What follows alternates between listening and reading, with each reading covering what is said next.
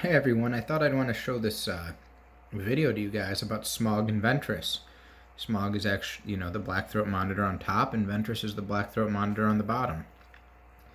They're just laying on their heat mat right now, but I thought I'd want to go over the behavior that we're expected to see.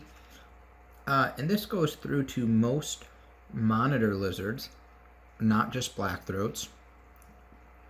Monitor lizards are sexually dimorphic, so you can see that Ventress is much thinner, smaller, and the males will be bigger. Although Smog may come and see me now because I'm sitting here talking, and he may think he's going to get food. But and he just stepped on her. The behavior that we want to see. So you're going to look in your male, and your female, she's not really going to give a crap, right? She's just going to chill, and if anything, maybe she'll tail whip him, or she'll try to move away from him. That's not what we're going to be looking for. What we're going to be looking for is the behavior in the male. We're going to be looking for non-aggressive behavior. And if you don't know if both of your monitors are male and female, in this case, I assumed female for Ventress. I confirmed male for Smog, seeing his hemipenes. Then the difference being the same age, the difference in the way the face looks, the difference in the body size, those are all clues, but I can't smell hormones. But Smog can smell hormones. So when introducing them into this enclosure, they both went in at the same time. Okay, that's fine. Now what we'd want to see is how do they react to each other. So Ventress doesn't care. Okay, that means female. Now we're going to look at Smog. Smog, there's a couple ways Smog will act. You can see there he's being a little nippy. That's okay. That's what will happen in the beginning. But the big thing what we want to look at is the head. Do you see the way his head is spasming side to side like that? That means he is smelling the female hormones from Ventress.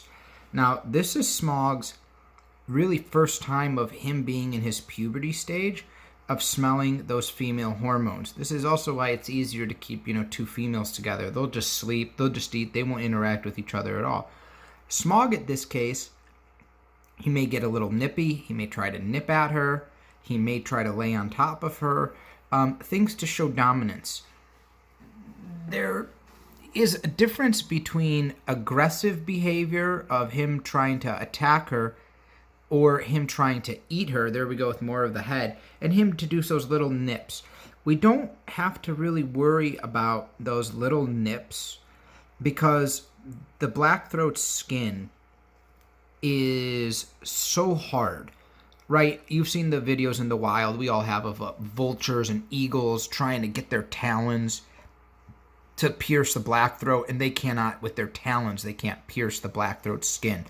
It's not like a savanna monitor. It feels armored. Those beads are armored. So those nips are definitely going to annoy her. And even if he kind of locks on, he's not going on for the, a feeding, so that's okay.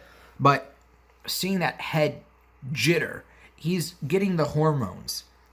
When they're not super close like this, he doesn't even care. He's not smelling the hormones. But when she gets close to his nose, he's going to smell those hormones. Now, that's the behavior we wanted to see. We wanted to see that jittering head and to make sure that there was no fight aggression.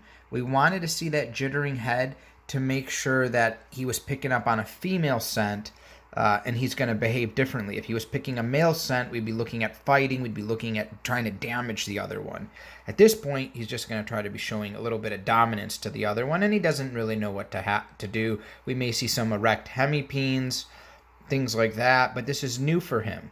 For the females, again, they don't ever care. The worst that they would do in the wild is they would just keep moving away to not get mounted. The nice thing about this way I've set this enclosure up is there are areas that she can get into, and she knows she can get into them, that fatso here cannot get into. So there are areas she can go to stay away from him. All right, but that's it, guys. Thought I'd give you that update on that head jitter. That way you can know if you have a male and a female and if they're getting along. If she could be female and he could not be doing the head jitter, he would just be aggressive towards her and things like that. You got to make sure that your male's picking up the hormone, all those basically pheromones going through the air. All right, guys, take care.